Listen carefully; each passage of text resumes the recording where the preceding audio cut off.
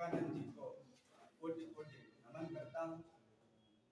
और आज हमारे साथ उपस्थित मंच पर उपस्थित डिग्री कॉलेज के प्रोफेसर दीपक सर और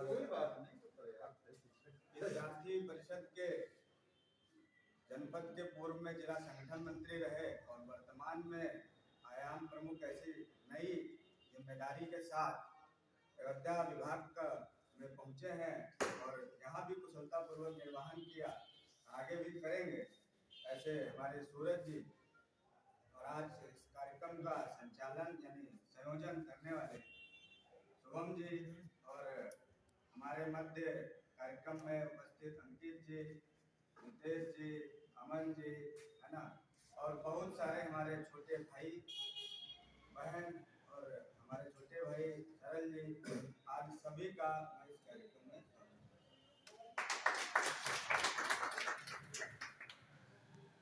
विवेकानंद जी के बारे में जितना भी कुछ कहा जाए, दीपक को या सूर्य को दीपक दिखाने के हमारे ऐसे कर देते हैं, क्योंकि विवेकानंद जी कोई साधारण व्यक्ति नहीं थे। विवेकानंद जी एक असाधारण प्रतिभा के धनी थे। उनका जो व्यक्तित्व था वो निश्चित रूप से महाभारती के कालखंड में एक ऐसा व्यक्तित्व था जिसने इस महाभारती के शीर्ष को, इस महाभारती के सम्मान को उस आयाम तक पहुंचाया, उस लेवल तक पहुंचाया जहां हम सब उसकी कल्पना तक नहीं कर सकते। जिस उम्र में हम खेलते हैं, रोड पर मटर गश्ती करते हैं, टहलते हैं और अपने जीवन के लक्ष्यों को निर्धारित तक नहीं कर पाते, मात्र उस अवस्था में संन्यास लेकर देश में युवाओं को बदलने का एक जो दृढ़ निश्चय था वो लेकर के समाज में निकलना, ये अपने आप में एक निश्चित रूप से अद्वितीय प्रतिभा का काम है। हर व्यक्ति नहीं कर सकता, हर व्यक्ति समाज सेवा नहीं कर सकता, हर व्यक्ति पढ़ा नहीं सकता, हर व्यक्ति डॉक्टर नहीं बन सकता, हर व्यक्ति इंजीनियर नहीं बन सकता, लेकिन निश्चित रूप से प्रत्येक व्यक्ति एक काम जरूर कर सकता है, उसमें निपुणता हासिल कर सकता है, उसमें महारत हासिल कर सकता है और उसमें कहीं न कहीं वो इस या कह सकते हैं विश्व प्रसिद्ध ख्याति हासिल कर सकता है। हर व्यक्ति में एक ना एक प्रतिभा ईश्वर ने दी है, लेकिन विषय इस बात का है, दिक्कत इस बात की है, परेशानी इस बात की है, समस्या इस बात की है कि हम उसको पहचान नहीं पाते। हम कर क्या सकते हैं? हम क्या इस जीवन में, इस महाभारती के या भारतवर्ष में जन्म लिया है तो एक शब्द आता है, अपशब्द कहें उसको, क्या धरती के बोझ बनने के लिए हमने काम किया है? क्या हम केवल इस पृथ्वी पर जन्मे हैं तो वजन बढ़ाने के लिए जन्मे हैं? क्या हम इस धरती पर जन्मे हैं खाने के लिए जन्मे हैं? क्या हम इस धरती पर जन्मे हैं तो गलत सलत काम करने के लिए जन्मे हैं? आप पहले ये तय करिए कि हमको जीवन में करना क्या है। आज सब युवा बैठे हैं क्योंकि पेशे से अध्यापक होने के नाते हमारा गोल क्या है, हम अचीव क्या करना चाहते हैं, हम अपने माँ बाप के सपनों को साकार करना चाहते हैं, क्या इस पर कभी हमने विचार किया? हम करना तो बहुत कुछ चाहते हैं, हम लेखपाल बनना चाहते हैं, लेकिन कब तक? जब तक किसी ने कुछ कह दिया, 4 दिन आए, 4 दिन की चांदनी फिर अंधेरी रात, है ना। यानी कहा जाता है, कहावत सुनी होगी, क्या कहावत सुनी है? जैसी संगति वैसी रंगत। और आज के समाज में संगति का असर बहुत बड़ा है। हम किन यार दोस्तों के साथ उठ रहे हैं, बैठ रहे हैं, खा रहे हैं, पी रहे हैं, डिपेंड इस पे करता है। किसी ने कहा है कि संगत से गुण उपजे, संगत से गुण जाए। तो हम जब सही लोगों की संगत करेंगे निश्चित रूप से सही दिशा में जाएंगे, और कुसंगति करेंगे तो कुसंगति में चले जाएंगे। जाएंगे नहीं जाएंगे? आप बताइए। जब हम पढ़ाई वाले लोगों के साथ रहेंगे, परमानेंट पढ़ाई वाले लोगों के साथ रहेंगे, अच्छी अच्छी बातें करने वाले लोगों के साथ रहेंगे, और जहां बैठेंगे समोसे खाएंगे, चाय पिएंगे, घर में जाएंगे, लंच करेंगे, किताब पढ़ेंगे, फोन पे बात करेंगे, लेकिन चर्चा सिर्फ एक ही होनी चाहिए कि हमको करना है, हमारा लक्ष्य क्या है। रोड पे छिछोरागिरी करना, विद्यालय जाना बदतमीजी करना, या और सारे आदि आदि काम करना। जीवन में एक चंद समय हमको मिला, और हम बड़े नसीब वाले हैं, हम बड़े किस्मत वाले हैं कि इन 84 योनियों में जन्मे हैं और उनमें मानव जीवन पाए। उसको साकार करने का हमको बड़ा जज्बा होना चाहिए हमारे अंदर। और हम कैसे साकार कर सकते हैं? उस पटाखे की तरह नहीं कि फिस फिस फिस फिस हुआ फिस दागा ही नहीं, है ना।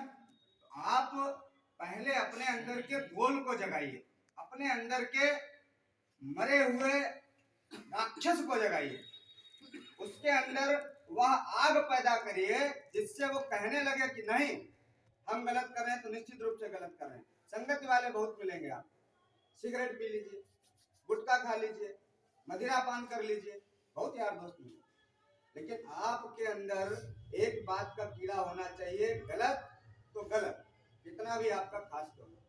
इसीलिए स्वामी विवेकानंद जी ने कहा था कि उत्तिष्ठित जागृत, और क्या कहा था, वरान निबोधिता, नहीं प्रापन्य वरान निबोधिता, ऐसा संस्कृत में कुछ कहा था। याद है किसी को पूरा क्या कहा था? बोलिए, किसी को याद है?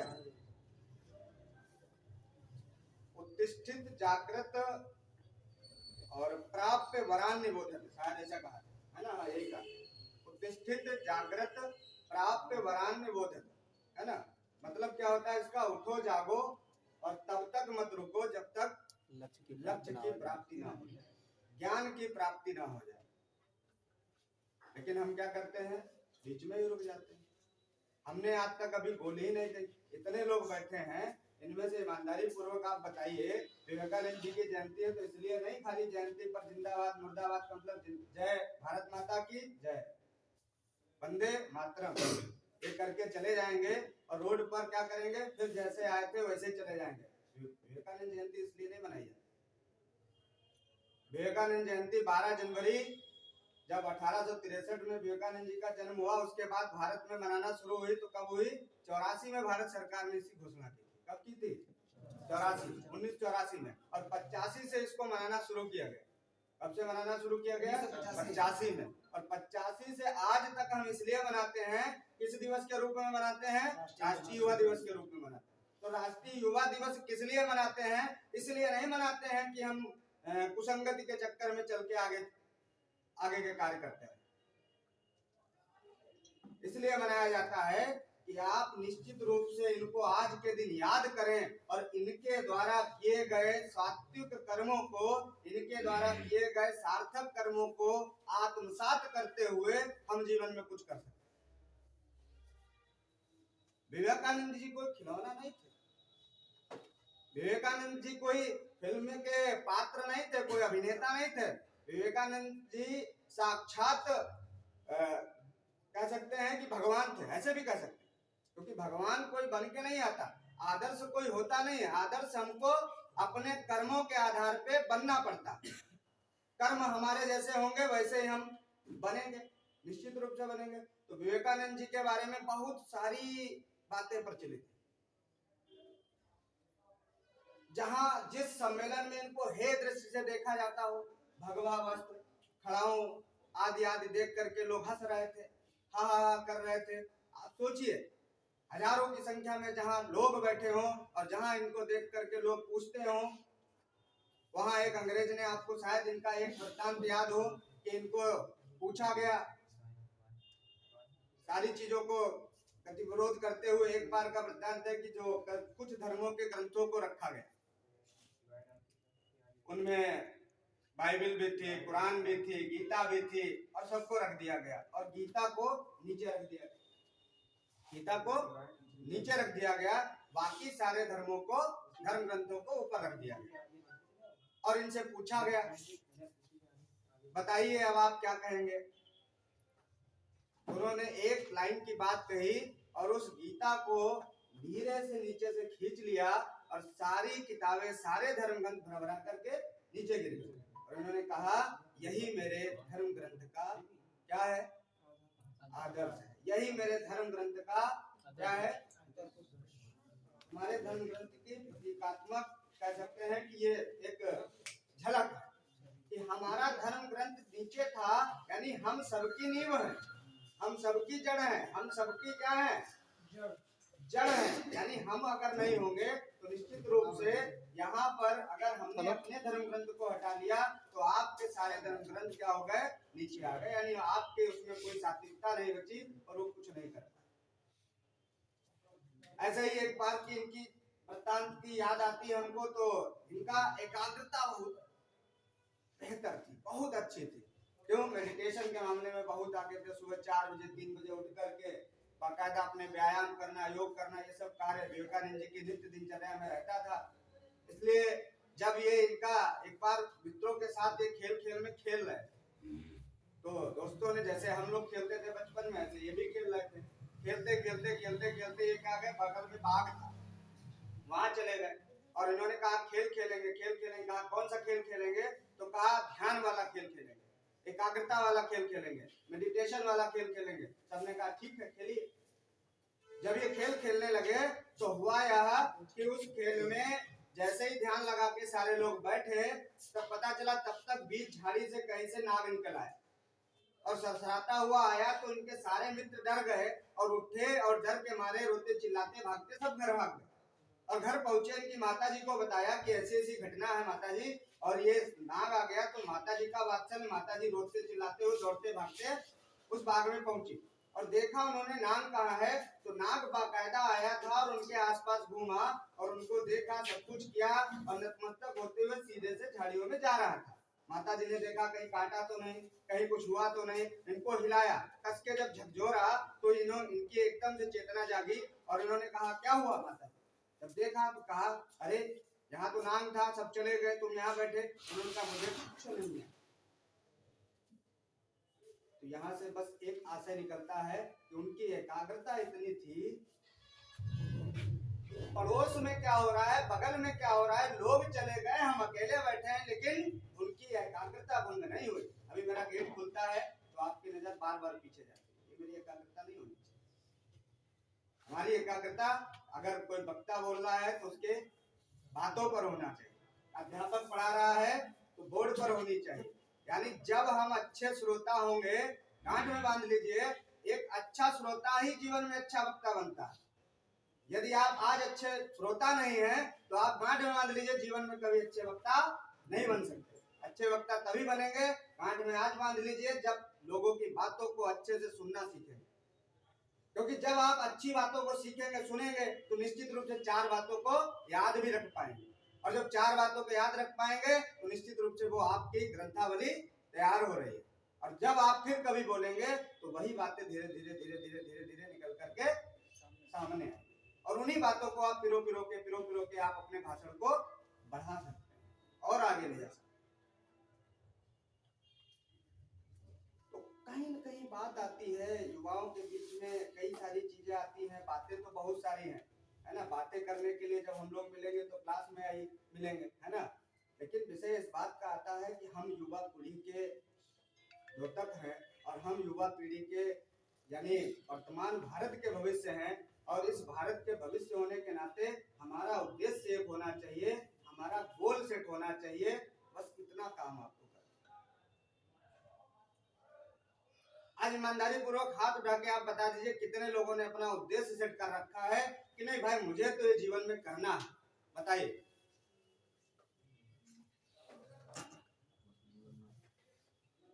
ईमानदारी पूर्वक मैं पूछूंगा, ध्यान रखिएगा, पूछ लूंगा, सबसे पूछूंगा एक एक करके चला बता दीजिए, एक एक करके, बस एक लाइन में क्या करना है, चलो बताओ।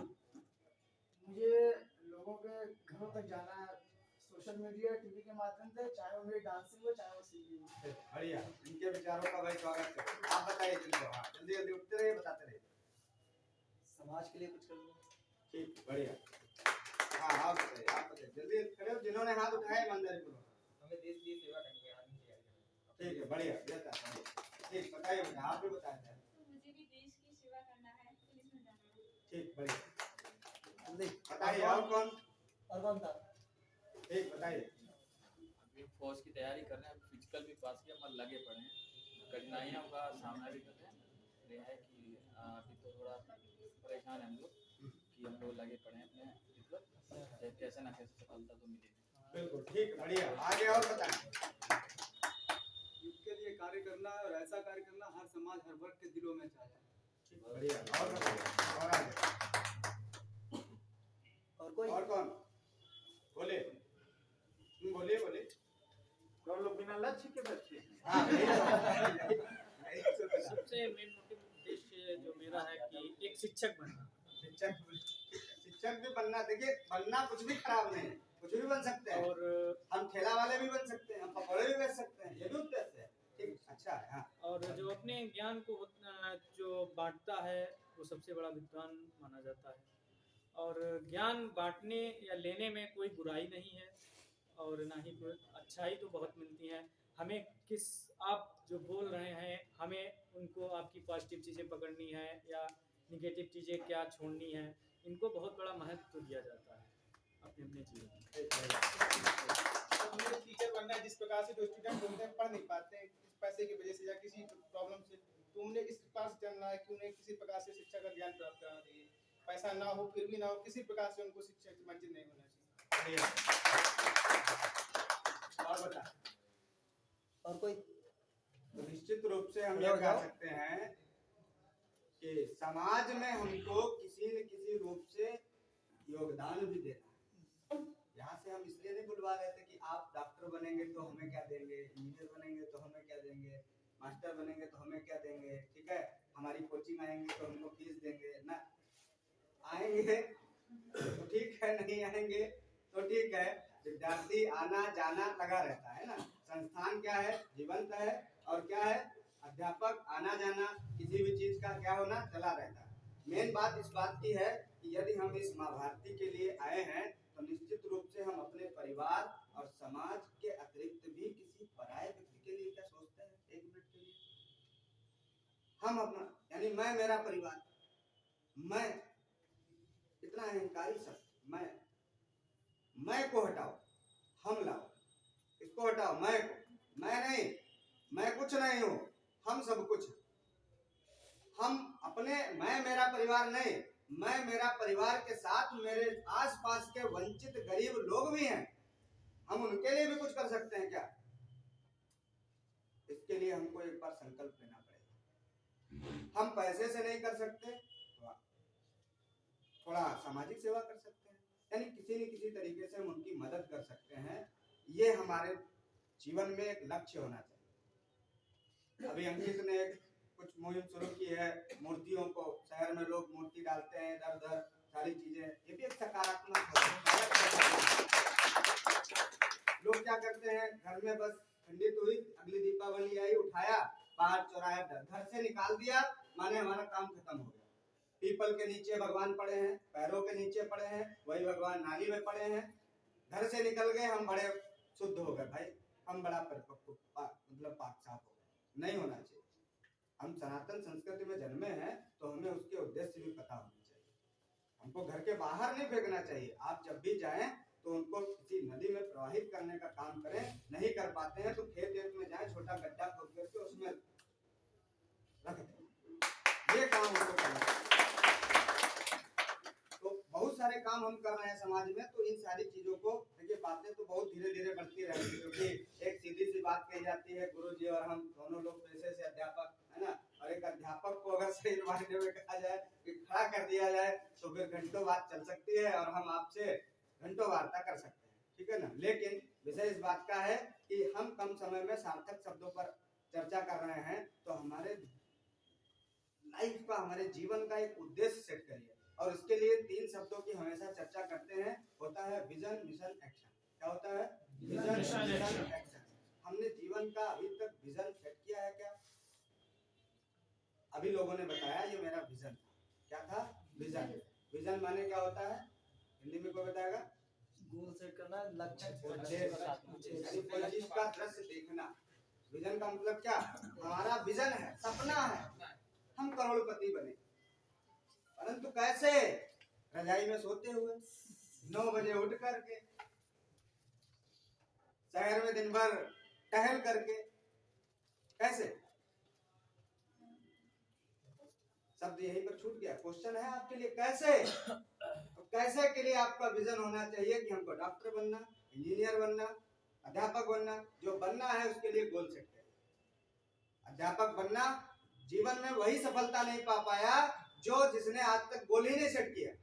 और आप लिख के ले लीजिए बेटा, जिसने जीवन में 10वीं पास किया और गोल सेट कर लिया, वो जैसे ही ग्रेजुएशन, स्नातक, डीएलएड, बीएलएड करके निकला, उसका काम तमाम हो गया। हम भी उसी श्रेणी में आते, निश्चित रूप से तभी हम आज यहाँ पर। कहने में कोई गुरेज नहीं होना चाहिए। हमारे अंदर भी कमियां रही होंगी, जिस वजह से अभी हम प्राइवेट सेक्टर में हैं,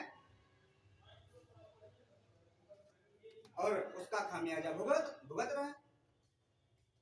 हम ये नहीं कहेंगे हम बहुत खराब क्षेत्र में हैं, हम बड़े अच्छे क्षेत्र में हैं। आप लोगों को मध्य पाते हैं, आप लोगों से रूबरू होते हैं, आप लोगों के विचार हमारे अंदर आते हैं, आपसे भी हम बहुत कुछ सीखते हैं। पिछले हम 8 साल से शिक्षा क्षेत्र में हैं और काम कर रहे हैं, और विद्यार्थी परिषद में हमने बहुत सारा काम किया, तो बहुत सारी चीजों को मैंने सीखा है, जाना है। अब वर्तमान में मैं संघ में काम कर रहा हूँ, बहुत सारी चीजों को जानता हूँ, समझता हूँ। लेकिन विषय हमने क्या बोला? विजन। विजन हमारा क्या? हमारा उद्देश्य। हमको डॉक्टर बनना, तो डॉक्टर बनने का उद्देश्य तो देखा, लेकिन बंधु हमने क्या किया? मिशन। डॉक्टर आज हम बनेंगे, आज आधे से ज्यादा लोग, हम लोग यहाँ सोच रहे हैं हम डॉक्टर बनेंगे, ये तो विजन है मेरा, लेकिन मिशन क्या है? डॉक्टर बनेंगे फिर काम खत्म मेरा?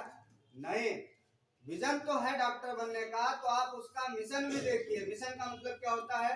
यानी एक टारगेट सेट करिए, हमको ये स्टेप करने हैं, तभी हम डॉक्टर बन सकते हैं, तभी हम मास्टर बन सकते हैं। उसके लिए हमको करना क्या क्या है, उसके लिए हमको करना क्या क्या है, ये आप पहले तय करिए।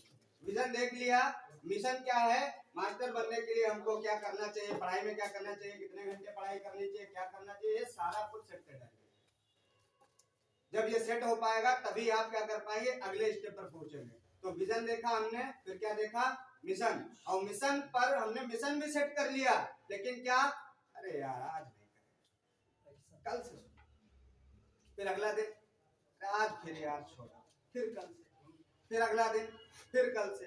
तो ये कल कल कल की घटनाएं चलती रहती हैं, ये कल कभी नहीं आना चाहिए। और इसी के लिए कहा विजन मिशन तो है मेरा, लेकिन बंधुवर उसके लिए एक्शन भी होना चाहिए। और जब तक जीवन में विजन मिशन बना करके एक्शन नहीं ले पाएंगे, तब तक हम सफल नहीं हो सकते, तब तक हम सफल नहीं हो सकते। इस बात को गांठ में बांध लीजिए। और सफल होने के लिए हमको क्या करना पड़ेगा? विजन मिशन के साथ साथ उस पर एक्शन लेना पड़ेगा। जब तक एक्शन नहीं लेंगे तब तक हम कुछ नहीं कर पाएंगे।